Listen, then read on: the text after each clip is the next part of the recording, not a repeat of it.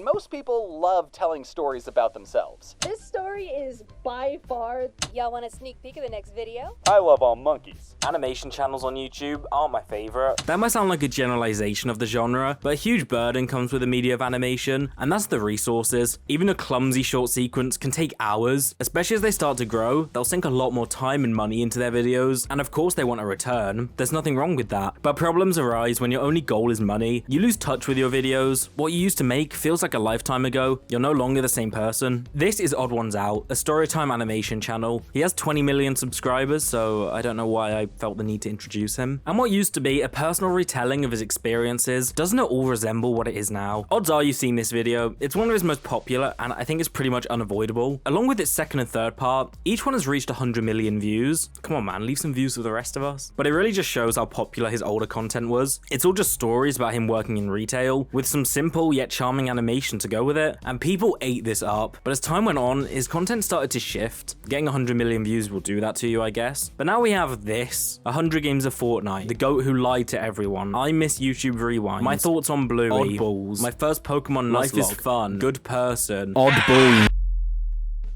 Storytime videos, some of the laziest content you can make on YouTube. So animation channels thought instead of just yapping at a camera for 20 minutes, why not animate it as well? For the Odd1sOut, I like to say he has the opposite issue that storytime channels have. His videos have too much effort put in them. This might seem like a bit of a non-issue and I'm just like complaining about something. So let's start at the beginning. You'll get a better grasp of what I mean from that.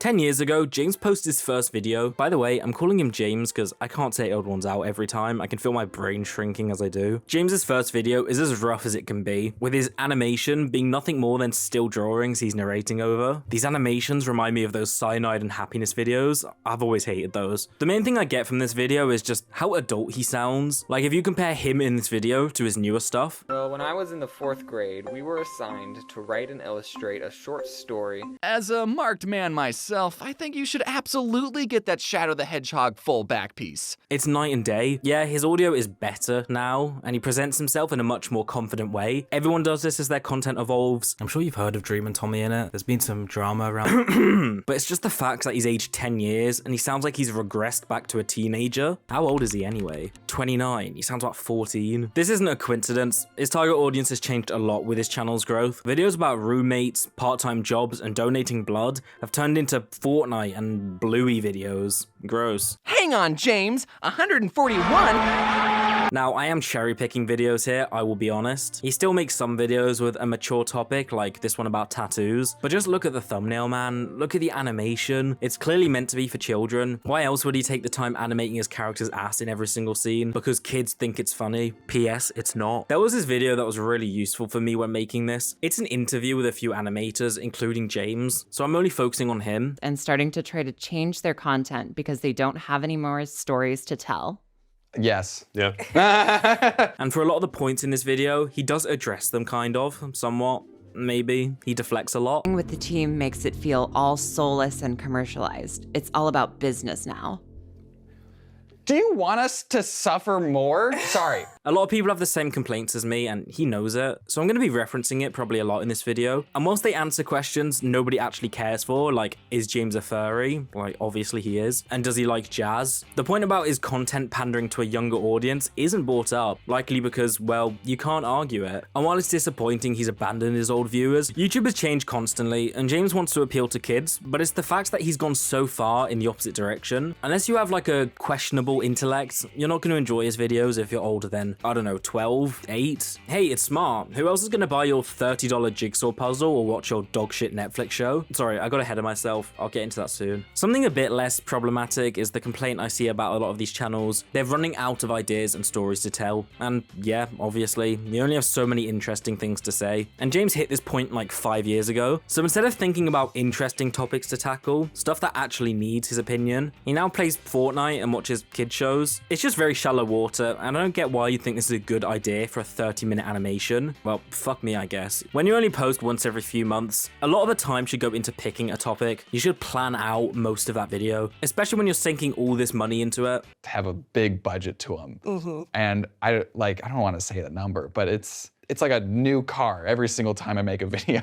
Yeah. And how do you get more money? More views. So the safe bet would be make a video on something universal, like Fortnite. It's just that the content he used to make felt like he wanted to talk about it, but now it feels like he's just being told to talk about this stuff. But hey, I respect it. Get your bag, I guess. What I don't respect is selling dogshit products to an impressionable child audience. And oh boy, our friend James has some experience with this. A few years back, he released this terrible mobile game, announcing it on his YouTube channel, which would be fine, I guess, but not only did he complain about how mobile games operate in the past, ranting about the shady monetization and pay-to-play mechanics in a previous video. And you don't even have to enter in your credit card information, so it's easier for kids just to hit the purchase 6,000 gems button. It's targeting kids, and I don't like it. Scam. But then he went and made a mobile game that was the exact same thing he criticized. Well, saying he made it is unfair. Some other shady dev made it, and he just put his brand on it. Because the gameplay has nothing to do with this channel. This could just be like any voodoo mobile game with an Odd1sOut skin slapped on top.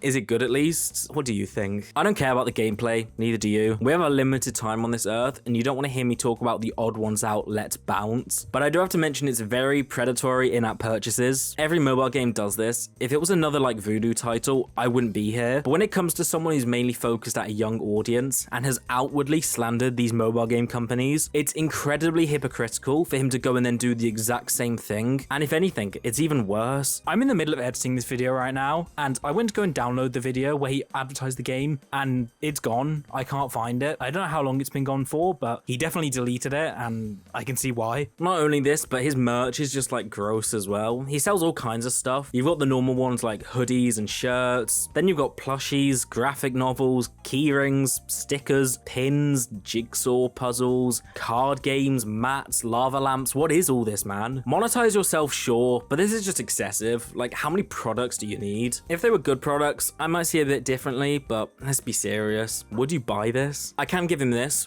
His website looks nice. It's got an animation when you open it, which looks alright. And even this section with the webcomics, but he hasn't made anything in over a year. Probably because they weren't making him money, but anyway, it's well made. But you know what isn't well made? See, everything worked out. I wanna be a ladder! Oddballs. This is gonna be hard to get through. Oddballs is a Netflix show made by the Odd1sOut, and before making this video, I haven't actually seen the show, but I've heard a lot of things. I'm gonna go into it with an open mind. It's cool that a YouTuber managed to get his own show on Netflix, and some of the full episodes are free on YouTube, so I'll take a look at one of them. Picking to show this episode for free must mean it's one of the best. You'd put your best foot forwards to show people why they'd want to watch your show. Now that was the perfect sleepover. Right, Max? Oh, heck yeah! And I slept like a failed genetic experiment gifted with human cognitive thought and speech. Well, that's an oddly specific metaphor, considering that's exactly what you are. And I take it all back. It's awful, you knew that. When I said he panders to children with his newer videos, you cannot argue after seeing this. Seriously, go and watch an episode of this show. You'll know exactly what I mean. And it seems that Netflix has agreed, because thankfully it didn't get renewed for a second season. That is the first good business decision Netflix has made in years. I don't really want to just shit on his work all this time. Effort went into this clearly, not from him, but some effort went in. But I really can't find anything good to say about it. The animation is ugly. It's fluid for sure, but the colors are so bright. I know that gets kids engaged, but it's so harsh and horrible to look at. Everything is so oversaturated, and his character just doesn't work in like a more detailed environment like this. But that's also a problem James has in his newest videos. The animation is too detailed. These characters were not made for these backdrops and scenes. It does not work. And because he's this just like bright white color, all the backgrounds are just blinding to look at in both Oddballs and his channel videos. Then there's the voice acting. He sucks. He can't voice act for shit. What's full of wheat, germ, and loaded with yeast? Thunder bread is for humans and beasts! Makes a good sandwich, but is better as toast. Toasting makes a bread tastier than most. And then the crocodile guy is just annoying. It's just a very basic kids show with the humor of like, haha, random equals funny, but it doesn't work like that. You can't just make your main character a talking crocodile and have them live on a big cactus. That isn't a joke. It doesn't make it funny. You can do something with those ideas. They aren't jokes themselves, but it could lead to something funny if you played off of them and developed it, but they don't. It's just, guys, look, a crocodile, he's talking. Look, we live on a cactus. Isn't that a funny face he's making? He burped. Please renew us for season 2. There have been a lot of videos made about oddballs. It's an easy target, so go and watch one of them if you want to know more. You probably don't. You probably shouldn't. I don't know if he wrote oddballs. The humor in it does kind of match up to the same as his videos, though. I never thought I'd hear the screaming goat sound effect in 2025. Anyone who knows anything about goats know that these rectangle-eyed demons make weird human-sounding screams. James, you're about 10 years too late on this one, mate. The humor's not for me, but I'm not really going to talk about that. I think talking about comedy that you don't find funny is subjective and all that. You know, there's going to be someone out there who finds it funny, and it's just not meant for me, so that's fine. Here's what I think is the biggest issue with this content, and you can kind of tie all of the failures I've mentioned to this one thing, and it is the team behind it, specifically the size. 26. That's the number of people credited for work on his most recent video. 6 storyboarders, 5 background artists, 5 2D animators, 4 rig animators, 4 people on assets, 1 on motion graphics, and 1 on music. He's got an entire workforce behind him, and when he was asked about this on an interview, he conveniently avoided the question. It's not like he's lying about it or anything. He credits them fairly in the description, and I'm sure he pays them well, but when you make the point how he's become a business rather than a creator, you can just point to this. 26 is a lot more than businesses have. Hell, that's probably about the same amount of people who are working at Valve. And for productions as big as his, it doesn't make sense, but that's his fault. Nobody asked for this level of animation.